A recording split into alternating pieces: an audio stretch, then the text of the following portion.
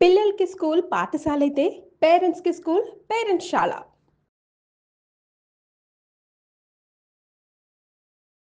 అందరికీ నమస్కారం. నా పేరు మాధురి. మీరు చూస్తున్నది సుమన్ టీవీ నెట్వర్క్. ఆలయాల దర్శనం అంటే నిజంగా ఒక మానసికమైన ఉల్లాసం, శారీరకమైన ఉల్లాసం, దాంతో పాటుగా మన సోల్, ఆత్మకి కూడా పరమానందం కలుగుతూ ఉంటుంది. మరి ఆలయాలు దర్శించేటప్పుడు ఎలాంటివి జాగ్రత్తలు మనం తీసుకోవాలి, ఎలాంటి నియమాలు పాటించాలి, అక్కడికి వెళ్ళి ఆ భగవంతుణ్ణి ఏ విధంగా మనం దర్శించుకోవాలి అనే విషయాల్ని మనకు తెలియజేయడానికి మనతో పాటు ఉన్నారు ప్రముఖ జ్యోతిష్య పండితులు, ఆధ్యాత్మికవేత్త రాజన్ నంబుద్రి గారు. నమస్కారం గురువుగారు. నమస్కారం అమ్మా. గురుగారు, చార్ధామ్ యాత్రలో మరో ముఖ్యమైన దేవాలయం బద్రీనాథ్. ఇది వైష్ణవాలయం అని చెప్పేసి అంటారు కదా. అయితే దీని యొక్క ఉద్భవం ఎలా జరిగిందన్న విషయాలు తెలుసుకోవాలనుకుంటున్నామండి. తప్పకుండా అమ్మా. ముందుగా శ్రీ మహాగణపతి దేవతోప్య నమః. చూసే వీక్షకులకు నమస్కారం. అందరికీ మంచి జరగాలి. చార్ధామ్ యాత్ర అనేటప్పటికే మనకి ఒళ్ళంతా పులకరిస్తూ పోతుంది. అలౌక్యమైన వంటి ఆనందం, అద్భుతమైన వంటి నరుడు నారాయణ నివసించే వంటి పర్వతం. అప్పుడు ఆ ప్రాంతంలో నరుడు నారాయణ అని ఒక మహర్షులు తపస్సు చేశారు. 1000 సంవత్సరాలు తపస్సు చేసి ఇక్కడ భూలోక వైకుంఠం వస్తుంది, ఇక్కడ అద్భుతమైన వంటి స్థలం ఏర్పడుతుందని చెప్పేసి ఒక గట్టి విశ్వాసంతో నరుడు నారాయణుడు అని చెప్పేసి ఇద్దరు కూడాను తపస్సు ఆచరించారు. వారే కృష్ణార్జునులుగా ప్రకటించబడింది, నరుడుగా నారాయణుడుగా. అంటే ద్వాపర యుగం నుంచి మనకి ఈ ఆలయాలు ఉన్నాయా? ఈ ఆలయాలు ఉన్నాయండి. అప్పటి నుంచి కూడా ఈ ఆలయాలు ఉన్నాయి. అప్పుడు వాళ్ళు ఒక తనువు సాధించిన తర్వాత నరుడు నారాయణగా అవతారం ఎత్తిన వంటి ఒక ప్రదేశమే ఈ యొక్క బద్రీధాంలో. అప్పుడు మహావిష్ణువు ప్రత్యక్షమయంగా, స్వామి మీరు ఇక్కడ ఈ కొండపైన కలియుగం అంతమంత వరకు కూడా మీరు వేచి ఉండి తపస్సు ఆచరించి మాకు దర్శించాలని చెప్పి, లోక కళ్యాణార్థం కోసం మీరు ఇక్కడ ఉండాలని చెప్పి ఆ నరుడు నారాయణుడు ఆ పర్వతాన్ని వేడుకోవడం జరిగితే, వాళ్ళు భగవంతుని వేడుకోవడం వల్ల భగవంతుడు ప్రసన్నమై అక్కడ ఉండటం అని జరిగింది. అయితే ఇక్కడ ఒక చిన్న చిటుక ఏంటంటే అమ్మా, ఇప్పుడు అది ఒక రకమైన ఒక అద్భుతమైన వంటి ప్రదేశం. అయితే వైకుంఠనాథుడు ఎప్పుడు కూడాను ఆదిశేషుని మీద పడుకొని లక్ష్మీదేవి పాదాలు ఒత్తుచ్చుకొని పడుకొని ఉంటారు. ఆయన ఎప్పుడు కూడా అలౌక్యమైన వంటి ఆనందంతో లోకాలను చూసుకుంటూ ఉంటారు. అయితే ఒక సందర్భంలో నాకు తపస్సు చేయాలని ఉంది, అది భూలోకంలో వెళ్ళి చేయాలని ఉంది, నిరాకారంగా నిర్మలంగా చేయాలని ఉందండి. ఎటువంటి ఆభరణ అలంకారం లేకుండా, ఎటువంటి ఇది లేకుండా నిరాకారంగా నేను వెళ్ళి తపస్సు ఆచరించాలనేసి లక్ష్మీదేవితో చెప్పడం జరిగింది.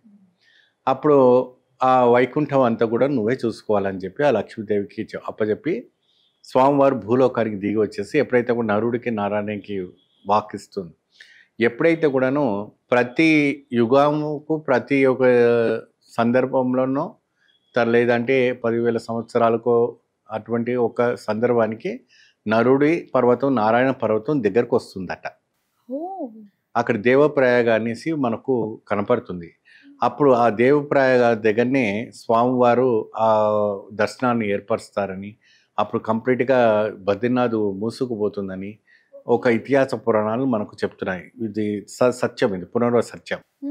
నరుడు నారాయణ పర్వతం మూసేసుకున్న తర్వాత ఇంకా దర్శనం వెళ్ళడానికి ఉండదు కాబట్టి అవి రెండు కూడా దగ్గరకు వస్తూ ఉంటుందంట. అంటే 10 సంవత్సరాలకు ఒకసారో ఇట్లా ఒక టైం ఉంటుంది, ఆ టైం ప్రకారంగా జరుగుతుంది. అంటే అప్పుడు ఎవరైతే ఇప్పుడు ఉన్నారో అప్పుడు చూసిన వాళ్ళకి ఇప్పుడు చూసిన వాళ్ళకి దగ్గరకు వచ్చిందన్న ఫీలింగ్ అయితే కలిగి ఉంటుంది, ఫీలింగ్ కలిగి ఉంటుంది.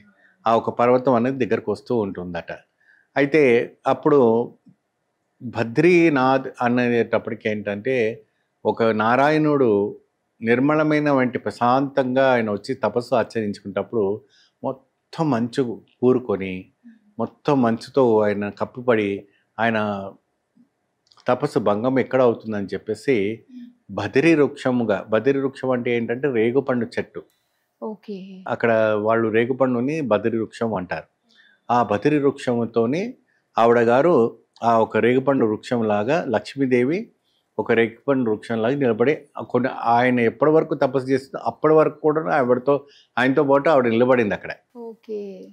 అప్పటి నుండి కూడాను ఆయన పేరు రాలేదు, కానీ ఆవిడ నిలబడిన అంటే ఒక శక్తి ఉంది కాబట్టి ఆవిడ పేరుతోనే బద్రీనాథ్ బద్రీ క్షేత్రం లాగానే స్థిరపడాలనేసి ఆయన ఆశీర్వదిస్తారు.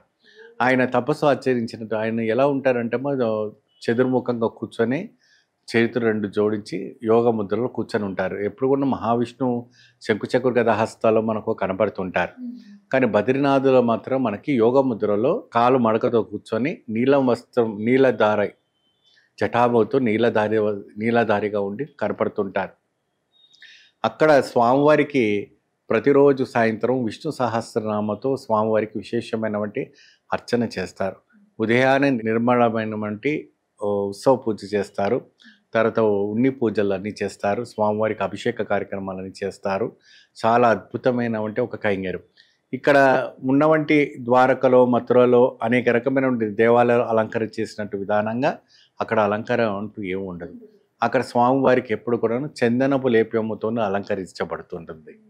అక్కడ వచ్చేవంటి భక్తులకు ఎప్పుడైనా కూడా అక్కడ స్వామివారు వేసుకున్నటువంటి వస్త్రం ఏదైతే ఉందో ఆ వస్త్రంతో పాటు ఆ చందలేఖ్యం కలిపి ఆ ఒక భక్తులకి ప్రసాదంగా ఇవ్వటం అని జరుగుతుంది. ప్రతిరోజు కూడాను సాయంత్రం విష్ణు సహస్రనామ చేసేటప్పుడు కొన్ని భక్తులు అంతా కూడా అక్కడ ఉండి చాలా ఆలోక్యమైనటువంటి ఆనందం. ఆ హిమాలయ ప్రాంగణం అంతా ఐస్ ప్రాంతం.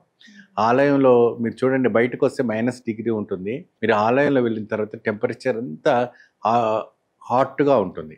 ఏమాత్రం కూడా మీకు చలి అనేది అనిపించదు. చాలా విశేషమైనటువంటి బద్రీనాథ్ ఒక ఆలయం. ఆ బద్రీనాథ్ ఆలయము 6 నెలలు మూసివేస్తారు, 6 నెలలు తెరుస్తారు. ఈ 6 నెలలు కూడాను మనకి ఎప్పుడైతే కూడా 3 లోకాలు సంచలనం అవుతున్న వంటి నారదుడు ఉంటాడు కదా, నారాయణ చెప్తాడు ఆయన బ్రహ్మచారి. వారు వచ్చి ఈ యొక్క స్వామివార్లకి కేదార్నాథ్కి బద్రీనాథ్కి మరి గంగోత్రి యమునోత్రి అమ్మవారి ఆలయాలకు అనేది కూడాను ఆ ఒక బ్రహ్మచారి వచ్చేసి దీపారాధన చేస్తారనేసి ఒక ఇతిహాస పురాణం. ఎప్పుడైతే కూడాను దీపావళి అయిన తర్వాత మూసివేస్తారో అప్పుడు వెలిగించిన వంటి దీపము తర్వాత అక్షయ తృతీయ రోజున ఓపెన్ అవుతుంది ఆలయం. ఆ అక్షయ తృతీయ ఓపెన్ అయ్యేంత వరకు వెలుగుతూ ఉంటుంది. అంటే గత 6 నెలలు మాసం వరకు పెట్టినటువంటి దీపము పెట్టినట్టే ఉంటుంది, వేసిన నెయ్యి వేసినట్టునే ఉంటుంది. అది చూస్తే చాలు ఒళ్ళంతా కూడా పులకరించిపోతుంటుంది. ఎంత కండ్లో నీళ్లు వస్తూ ఉంటుంది. అంత అలౌక్యమైనటువంటి ఆనందం. ఆ బద్రి విశాల్, ఆ బద్రీనాథ్ ఒక ఆనందం, ఆ బద్రీనాథ్ ఒక దర్శనం.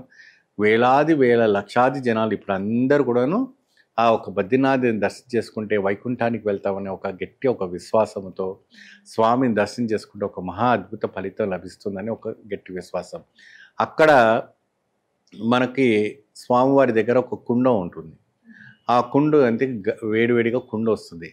ఆ కుండలో స్నానం చేస్తే సకల పాపం పోతుంది అనేసి ఏ విధానంగా అయితే తిరుపతిలో మనకు స్వామివారి తీర్థకుండ ఉంటుంది, స్నానం చేస్తామో ఇక్కడ గరం కుండ అని అంటారు. గరం అంటే గరం పానీ అంటే వేడి నీళ్ళు వస్తుంటాయి. అది ఎక్కడి నుంచి వస్తాయి అంటే శ్రీమన్నారాయణ పాదాల నుంచి వస్తాయంట. ఆ సాక్షాత్గా స్వామివారి పాదాల నుంచి వస్తాయంట. అందులో చూస్తే పొగలు వెళ్తుంటే కానీ మీరు ఎప్పుడైనా కూడా అందులో దిగిన తర్వాత మీ శరీరము నిర్మలతత్వంగా మారిపోతుంది. ప్రసన్నమన్నమన్న వంటి శరీరంగా మారుతుంది. ఆ ఒక వేడి అనేది తగలదు, నిర్మలంగా ఉంటుంది. మనం బయటకు వచ్చిన తర్వాత చలి వేస్తుంది.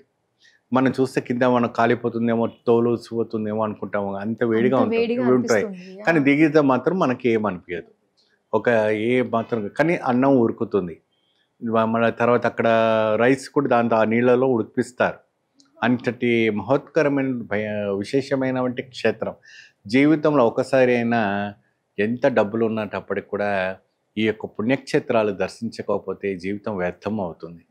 కంపల్సరిగా ఎవరైనా కూడా ఈ యొక్క దర్శనాన్ని వెళ్ళి దర్శించుకుంటే వారి జన్మ ధన్యం అవుతుంది, అద్భుతమైన ఫలితం లభిస్తుంది. ఇంకా బద్రీనాథ్లో మనకి ఇంకా చుట్టుపక్కల ఏమన్నా చూడడానికి ఉంటుందంటారా? స్వామి వారు ఆ కుండ అని చెప్పేసి అన్నారు. ఉందమ్మా, ఇక్కడ ఒకటి ఆ కుండ ఉంటుంది, ఇంకోటి మాణాగావ్ అని ఉంటుంది. మనకు ఫస్ట్ విలేజ్ ఆఫ్ ఇండియా. అక్కడే మనకు సరస్వతి దేవి మన పుష్కరాలు అయింది. ఆ సరస్వతి దేవి పుష్కరాలు అయింది మాణాగావ్లోనే అంతర్జామిగా మనకు దర్శనం చేస్తుంది. అక్కడి నుంచి సరోవర్, భక్త సరోవరాన్ని కనపడుతుంది. సరోవరం అంటే ఈ పంచపాండవులు ఆ సరోవరం నుండి పైకి వెళ్ళారన్నమాట. వెళ్ళేసి ఒక్కొక్కరు కూడాను ఆ స్వర్గానికి వెళ్ళిపోయిన దారి సరోవరం అని మనకు కనపడుతుంది. ఎక్కడి నుంచి? సరస్వతి నది నుంచి ఉంటుంది. అయితే అక్కడ స్వామివారిది కూడాను బద్రీనారాయణ క్షేత్రాలు కూడా 5 క్షేత్రాలు ఉన్నట్టుగా మనకు తెలుస్తుంది. ఆ పేర్లు అక్కడ మనకు ఒక లిఖితంలో ఉంటుంది, మన గూగుల్లో కొట్టినా కూడా పేర్లు వస్తాయి. అక్కడ కూడా విశేషమైన వంటి మనకు ఫలితాలు లభిస్తుంటుందని అంటుంటారు. కానీ కొన్ని ప్రదేశాలు ట్రెక్కింగ్ చేసుకొని వెళ్ళాలి, కొన్ని ప్రదేశాలు ట్రెక్కింగ్ చేసి చాలా పైకి వెళ్ళాలి, కొద్దిగా భయంకరంగా ఉంటుంది. ఎందుకంటే హిమాలయ పర్వతాలు కదా, కాబట్టి కొద్దిగా భయంకరంగా ఉంటుంది. అయినప్పటికీ వెళ్ళేవాళ్ళు, ఓపిక ఉన్నవాళ్ళు, ఆరోగ్యంగా ఉన్నవాళ్ళు వెళ్తారు, వెళ్ళి దర్శనం చేసుకుని వస్తారు. అయితే ఇక్కడ మానగావ్ అని ఒక మానగావ్ ఉంటుంది, చిన్న విలేజ్ ఉంటుంది. ఆ విలేజ్లో సరస్వతీదేవి అంతర్జామంలో అక్కడ పోయిన వంటి అమ్మవారు మనకు తర్వాత కాశీలో ప్రయాగ్రాజ్ అని ఒక నది ఉంటుంది అలహాబాద్ దగ్గర, అక్కడ అమ్మవారు మళ్ళీ ప్రకటమవుతుంది అంతర్జాన్మిగా. ఓకే, అబ్బా ఎన్ని విశేషాలు ఉన్నాయండి చాలా నిజంగా. ఎన్ని మిరాకిల్స్ ఉన్నాయి అసలు, అవన్నీ చూడడానికి భగవంతుడి లీలలు తల్లి. నిజంగా అసలు దేవుడు ఉన్నాడు అని నిరూపించుకోవడానికి మనకి ఎన్ని ఉన్నాయో అనిపిస్తున్నాయి అసలు. కొన్ని వేల కిలోమీటర్ కూడా అంతర్జామి నుంచి బయలుదేరుతున్నా, ఆవిడ ఎక్కడి నుంచి వెళ్తుందని ఇప్పటివరకు ఏ సైంటిస్ట్ కూడా కనబట్టలేరు. అసలు అంత గ్రేట్ అండి. అబ్బా వింటుంటేనే గూస్ బంప్స్ వస్తున్నాయి. చాలా చక్కటి విషయాలు మాతో పంచుకుంటున్నందుకు ధన్యవాదాలు గురువు గారు. నమస్కారం.